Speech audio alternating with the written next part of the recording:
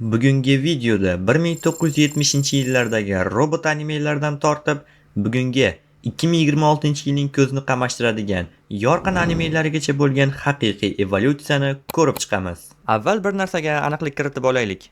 Ko'pchilik anime deganda Naruto yoki Dragon Ball Z ni nazarda tutadi.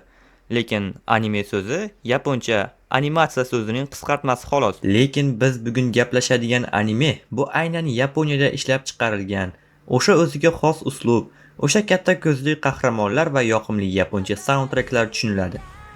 Yaponiyada animatsiya 1900-yillarning boshidanoq bor edi. Lekin biz bilgan sanoat darajasiga chiqqan anime bu 1960 va 70-yillarda boshlandi. Va bu yerda bir odam haqida gapirib o'tmasam bo'lmaydi.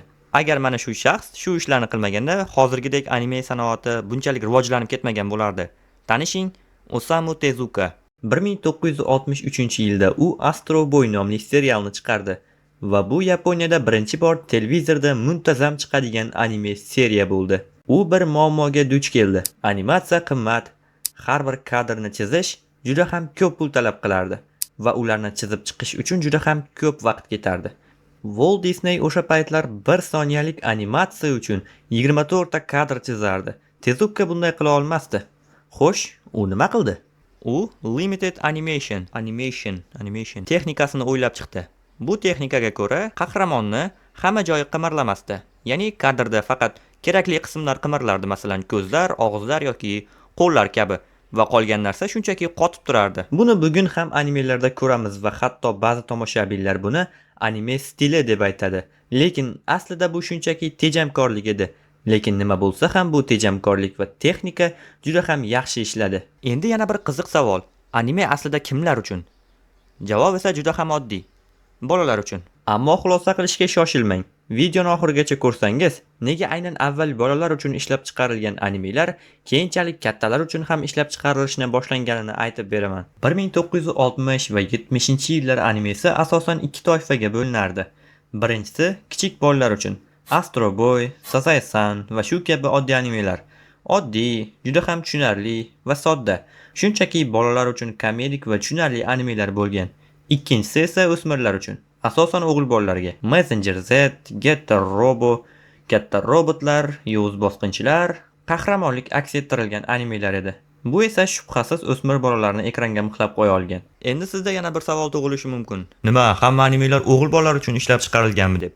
Yo'q, o'sha vaqtlarda ham qizlar uchun animelar ishlab chiqarilishni boshlagan va bu janrning nomi shoujo deb atalgan.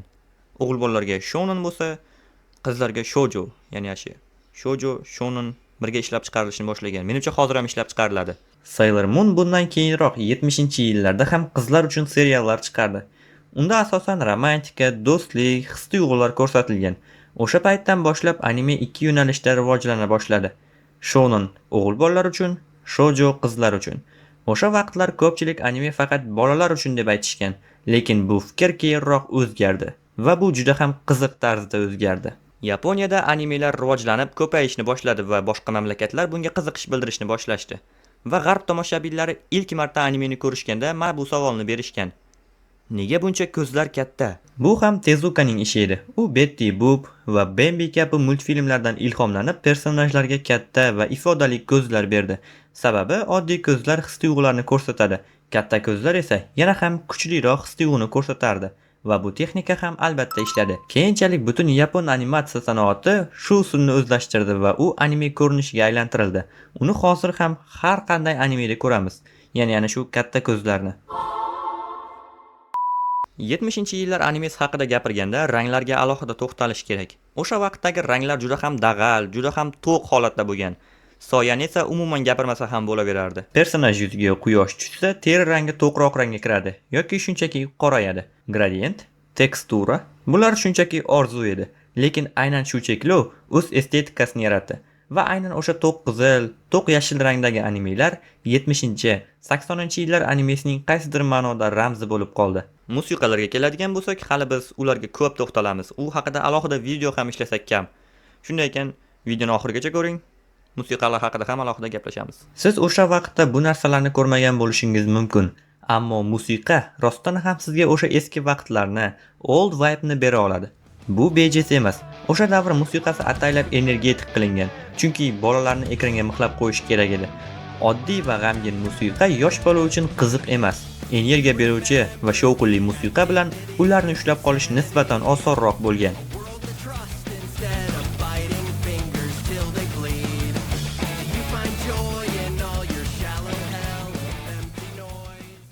Bir ming to'qqiz yuz yetmish to'qqizinchi yilda Mobile Suit Gundam chiqdi.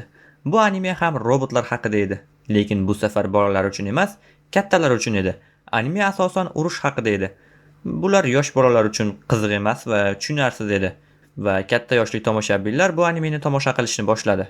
Dastlab anime yosh bolalar uchun ishlab chiqarilgan, kulgili va qiziqarli va oddiy bo'lgan, lekin hatto o'sha paytdayoq unda hissiyot bor edi. Bu esa tomoshabinni ushlab qolardi. Shunday qilib anime tomosha qiladigan bolalar ulg'ayishdi va bevosita anime ham ular bilan birga o'sdi. Endi esa yana bir qiziqarli qismga kelyapmiz. 70-yillar oxiri va 80-yillar boshida bir narsa ro'y berdi. Animelarni tomosha qilib o'sgan bolalar, ya'ni Astro Boyni tomosha qilgan bolalar endi 20 yoshda edi. Messenger Z muxlislari esa endi universitetda o'qiyotgandi va ular hali hamon animelarni tomosha qilayotgandi. Va shunday qilib ular uchun alohida animelar ishlab chiqarilishni boshladi va bu animelar kattalar uchun ishlab chiqarilishni boshlashga fundament bo'lib qoldi. 1990-yillar dunyo o'zgaryapti, internet asta-sekin rivojlanyapti va anime ham Yaponiyadan chiqib boshqa mamlakatlarga tarqalishni boshladi va boshqa mamlakatlar hali bunga tayyor emasdi. Avval raqamlar haqida gapirmasak bo'lmaydi. 1980-yillar oxiri, 1990-yillar boshida Yaponiyada iqtisodiyot sun'iy ravishda ko'tarilib ketdi. Odamlar va studiyalarda pul ko'payishni boshladi va anime sanoat ham bu puldan ulush oldi.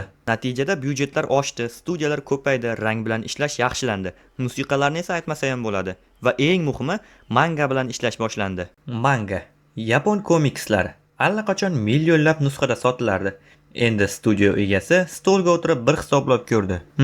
Bu manga 10 million nusxa sotildi. Agar biz uni animega aylantirsakchi? Natija aniq edi.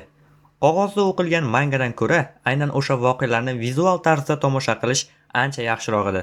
Shu tarzda manga va anime bir-biri bilan birlashib, bir-birini to'ldirib turuvchi mexanizmga aylandi va shu tizimda 1990-yillarning eng dahshatli asari paydo bo'ldi. Dragon Ball Z. Texnik jihatdan bu 1984-yildan boshlangan Dragon Ballning davomi edi. Lekin Dragon Ball Z umuman boshqa darajada edi. Bu safar bolalar uchun emas, bu o'smirlar uchun ishlab chiqarildi. Tabiiyki, buni ko'p o'smirlar dahshatli darajada yaxshi kutib olishdi. Tomoshabin ko'p takrorlardi. Bu absurd, anime voqealari juda ham uzun derdi.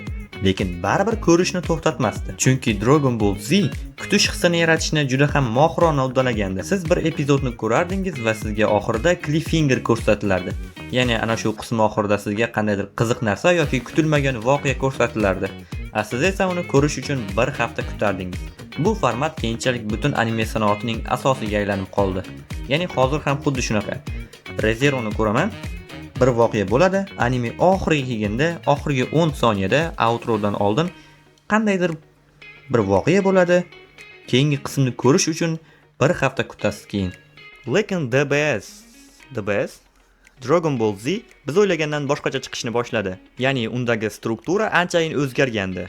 Birinchi epizodda zarba beriladi va u zarba 5-epizodgacha davom etardi. 5-epizoddan 10-epizodgacha raqib u zarbani qabul qilardi va umuman cho'zilish boshlangan. Shu orqali fillerlar ham boshlanib ketgan. Dragon Ball Z 1990-yillarda Yaponiyadan chiqib boshqa mamlakatlarda, masalan Amerika va Fransiya kabi mamlakatlarda tomosha qilinishni boshladi. U vaqtlar u yerlarda asosan hammasi oxiri baxayr bo'lib tugaydigan multfilmlar, kulgili va shunchaki qiziqarli multfilmlar ko'rilardi. Dragon Ball Z kabi qonli va qo'rqinchli animelar ko'rsatilmas u yerlarda. Lekin Dragon Ball Z'da ba'zi personajlar rostdan ham vafot etardi. Tomoshabinga esa bu rostdan ham hissiyot bera olardi. 1995-yil va bu yil haqida alohida gapirib o'tmaslik xato bo'lardi. Neon Genesis Evangelion o'qiladimi yoki Evangelion? Gemini aytish bo'yicha Evangelion o'qilar ekan, meni tilimga Evangelion tushyapti. Sizga qaysi biri yoqsa kommentariyada yozib keting. Bu animedan keyin yana bir narsa ayon bo'ldi. Animelar shunchaki voqea hikoya qilibgina qolmay, insonning ichki dunyosini ekranga olib chiqardi. Bosh qahramon Shinji. Unda hech qanday super kuch yoki super qobiliyatlar yo'q, bir oddiygina yigitcha edi.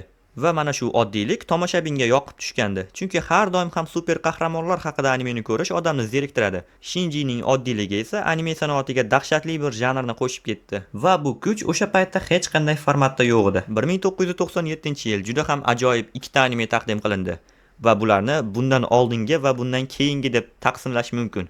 Birinchisi Berserk. Bu manga allaqachon mashhur edi, lekin animesi mutlaq boshqa darajada chiqqandi. Qora o'rta asrlar, zo'ravonlik, qismat va irodaning to'qnashuvi shunchaki ajoyib. Sezganingizdek, bu ham bolalar uchun emasdi. Ikkinchi anime Mononoke Hime. Studio Ghibli va Hayao Miyazakining yana bir ajoyib san'at asari va bu o'sha vaqtlarda eng kassabob anime film edi. Aynan Yaponiya va nafaqat Yaponiya, butun dunyo bo'yicha. Tasavvur qilyapsizmi? U ba'zi bir kinolardan ko'ra yaxshiroq tomosha qilingan va ko'proq kassa yig'gan. Bu yapon animelari uchun dahshatli darajadagi rekord edi. Va bu xabar dunyo bo'ylab tarqalib ketdi.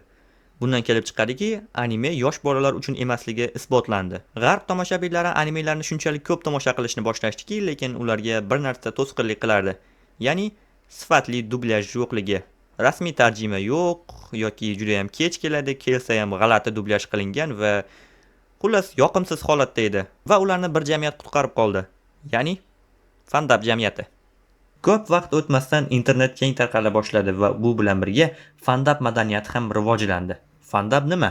Bu oddiy muxlislar yapon animelarini o'z tillariga tarjima qilib internet orqali bepul tarqatishardi. Bu texnik jihatdan noqonuniy bo'lsa ham, lekin uni hech kim to'xtata olmadi. Fandabni esa 2002-yil dahshatli voqea kutib turardi.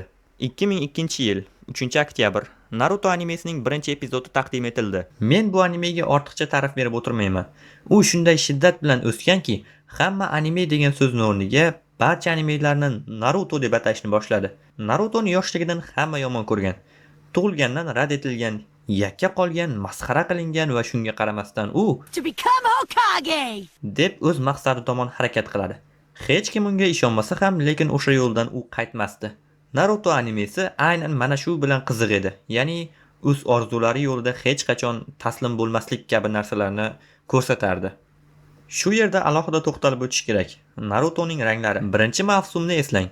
To'q yashil o'rmonlar, kulrang Konoha ko'chalari va bu mutlaq xira muhit markazida yorqin to'q sariq kostyum va sariq sochli Naruto. Agar qahramon hech kim meni ko'rmaydi deb azob cheksa, vizual tomondan uning rangi atrofdagilardan mutlaqo boshqacha bo'lishi kerak. Shippuden davrida ranglar ancha yaxshilangandi. Akatsuki fonida yorqin ranglar bo'lmasa-da, ana shu agressiv qizil yoki tinchlik hukm suradigan Konohaning sarg'ish va yashil ranglari o'zgarganini tomoshabin bitta payqaydi. 1999-yilda One Piece boshlandi va u hamon davom etmoqda. Bu anime tarixidagi eng ko'p epizodli animelardan biri hisoblanadi. 25 yillik mehnat va mingdan ortiq epizod. Manga muallifi Oda Eiichiro butun anime sanoati uchun kutilmagan mangani boshladi. Keyinchalik esa 1999-yilda haftalik seriallar boshlandi. Salkam 27 yildan beri 1100 epizodni Toei Animation hozirgi kungacha ishlab chiqarmoqda. 2004-yil Bleach animesi boshlandi va bu Bleach uchlikdagi, mana shu top uchlikdagi eng zo'r texnikalarni ishlatuvchi, ya'ni animatsiya va ranglarga ega bo'lgan anime bo'lib qoldi. Shinigamilarning oq-qora liboslari va Bankai effektidagi dahshatli chaqnashlar va ranglar o'sha vaqt uchun shunchaki dahshat edi. Hozir masalan biz Demon Slayer'ni qanaqa dahshatli deb bilamiz ranglari va animatsiyalarni. O'sha vaqtlar uchun Bleach ham xuddi shunaqa anime bo'lgan. Bu 3 anime, ya'ni Naruto, Bleach va Dragon Ball Z g'arb mamlakatlaridagi ekranlarga chiqqanda Cartoon Network va Tonamini shokka tushirib qo'ygan. G'arb studiyalari bu animelarni shunchaki oddiy anime emas, zo'ravonlik deb ko'rishni boshlagan. U yerdagi qonli sahnalarni kesib tashlashni boshlagan. O'zlari uchun qandaydir o'zgacha talqin qilib, ko'p yerlarni kesib, ba'zi bir dialoglarni ham o'zgartirishga majbur bo'lishgan. Lekin internetdan original versiyasini ko'rgan tomoshabin farqni juda ham yaxshi bilardi va original variantni talab qila boshladi. Bu esa Yaponiyaning taomlari, kiyimlari va madaniyatiga bo'lgan global qiziqishni portlatib yubordi. Anime Yaponiya uchun dahshatli katta reklamaga aylandi. Cosplay madaniyati, ommaviy anime festivallar avj olib, yana ham ko'payib ketdi. Bu orada Studio Ghibli juda ham ajoyib animeni ishlab chiqarish arafasida edi. 2001-yil Spirited Away va bu bilan ular dunyoni lol qoldirib, Oscar mukofotini qo'lga kiritishgan. Film 2003-yil 75-Oskar topshirish marosimida eng yaxshi animatsion film nominatsiyasida g'olib bo'lgan. Va mana shu yerda biz yakuniy nuqtani qo'yamiz. Nima o'zgardi? Animemi yoki tomoshabin? Qanday o'zgardi? Va eng muhimi, bu o'zgarishlar yaxshilikka bo'ldimi? Hamma narsa texnologiyalardan boshlandi. 1980-yillar oxirigacha anime to'liq qo'lda, selluloid qog'ozda chizilardi. 1 daqiqalik to'liq animatsiya uchun 1440 ta alohida rasm kerak edi. Albatta agar sekundiga 24 ta kadr standartida ishlasangiz. Analog davrida bitta epizod uchun yuzlab rassomlar haftalab ter to'kishgan. Digital davrda esa bu ishni bir necha kishi uddalaydi.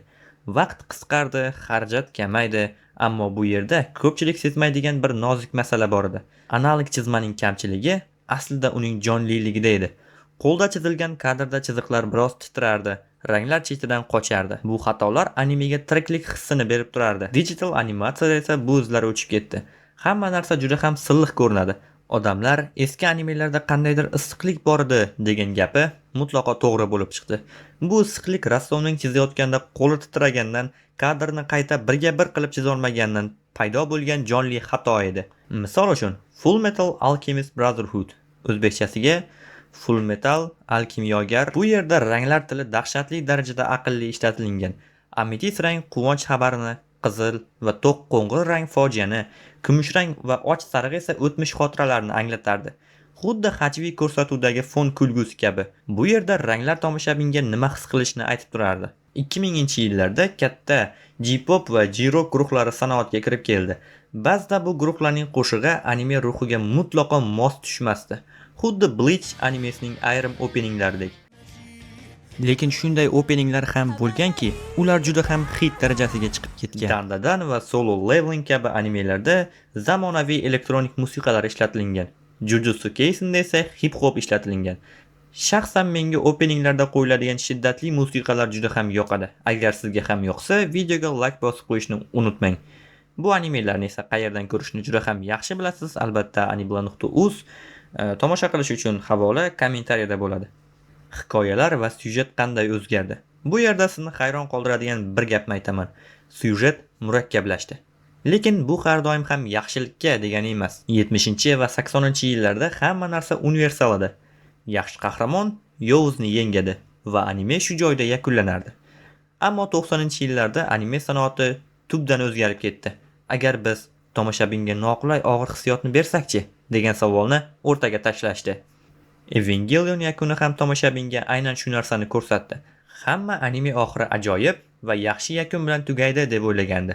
Lekin bunday bo'lmasdan aksincha voqea oxirida battar quyuqlashib, dialoglar ham odamni ezadigan bo'lib ketdi. Bu sof san'at edi. Yoki Cowboy Bebop yakunidagi You are gonna carry that way degan yozuv. Siz o'sha 26 ta epizodning ichiga shunchalik kirib ketasizki, bu narsa sizga ham ta'sir qilishi mumkin bo'ladi. 2013-yil Titanlar hujumi shonen formatda kirib keldi. Ammo animeni ko'rgan odam bu shonenmi degan savolni o'ziga beradi. Bu anime tomoshabinni qanday ushlab qolishni yaxshi bilardi.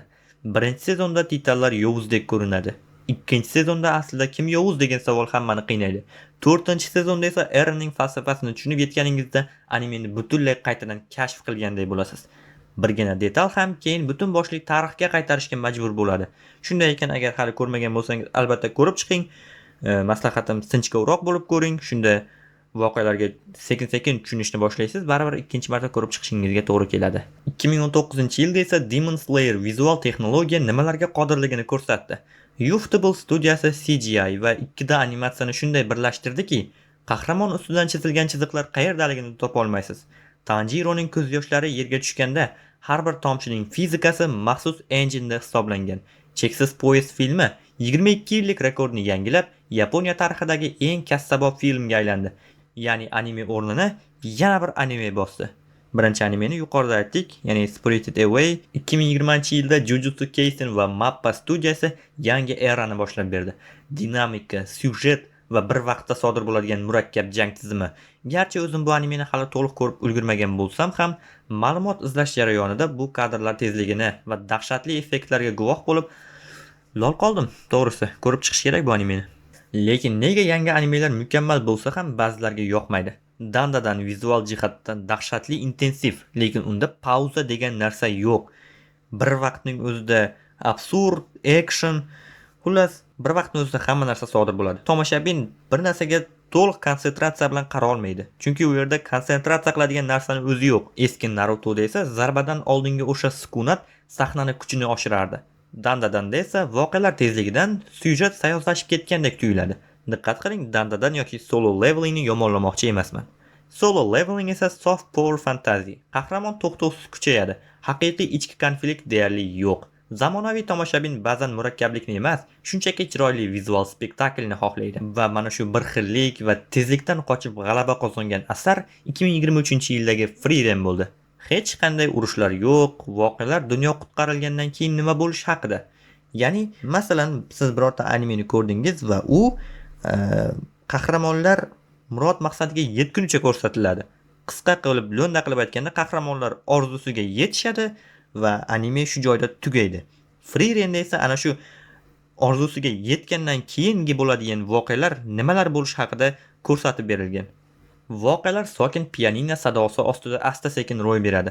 Inson umrining qisqaligi va yo'qotishlar haqidagi bu asar MyAnimeList platformasida birinchi o'ringa chiqdi. Bu shuni isbotlaydiki, tomoshabin hali ham chuqur syujetni unutmagan va haligacha tomosha qiladi. Aslida eng katta o'zgarish tomoshabinning o'zida bo'ldi. 90-yillarda tanlov kam edi. Biz yillab Naruto bilan birga o'sdik. Bugun esa har mavsumda 50 tadan ortiq yangi anime chiqadi. Tomoshabin bitta animega ko'pi bilan 3 ta epizod beradi. Uni hayron qoldirishga. Agar anime u kutganday chiqmasa, u shunchaki boshqa animega o'tadi. Va holanki, Naruto animesining ichiga kirib ketishingiz uchun sizga kamida 30 ta qism kerak bo'lgan. Shuning uchun ham hozir first episode bait, ya'ni birinchi epizodni dahshatli qilib, keyingi qismlarni tashlab qo'yish kasalligi paydo bo'ldi. 12 ta epizodlik mavsumlar davri tomoshabin bilan animeni o'rtasidagi o'sha yillik qadrdonlikni uzib qo'ygandek go'yo. Hozirgi ko'p animelardagi birinchi qism shunchaki dahshat. Ikkinchi va undan keyingi qismlarda esa voqealar shunchaki sayozlashib ketaveradi. Syujet ham bir xil, sayozlashib ketaveradi. Xulosa qilib aytadigan bo'lsak, eski animelar yaxshi edi, yangilari sayoz deb aytish noto'g'ri. Sanoat hech qachon yomonlashib qolmagan. U shunchaki zamon bilan birga kelyapti. Lekin texnologiyalar qanchalik o'zgarmasin, bizni ekranga bog'lab turadigan bitta narsa bor. Bu kuchli syujet va qahramonlarning xarakteri. Yarim asr oldin ham, bugun ham tomoshabin faqat mana shu narsa uchun animeni ko'rishni davom ettiryapti. Do'stlar, video so'ngida sizlar uchun ajoyib xulosalarim bor edi, lekin bu videoda ularni aytib o'tirish kerak deb o'ylamayman, chunki shundoq ham video cho'zilib ketdi. Keyin bu birinchi marta kamera bilan video qilishim. Agar keyingi videolarda xulosalarni ham eshitmoqchi bo'lsangiz, agar kimgadir qiziq bo'lsa, kommentariyada yozib qoldiring. Keyingi videolarda shaxsiy xulosamni ham video oxirida kamera bilan aytib qo'shib ketaman. Hozircha video mana shu yerda o'z nihoyasiga yetadi. Video yoqqan bo'lsa like bosib, kanalga obuna bo'lishni unutmang. Agar kontentni qo'llab-quvvatlamoqchi bo'lsangiz, video ostida qo'yilgan havola va kartaga xohlagancha donat qilishingiz mumkin. Cheklanmagan miqdorda donatlarni qabul qilamiz.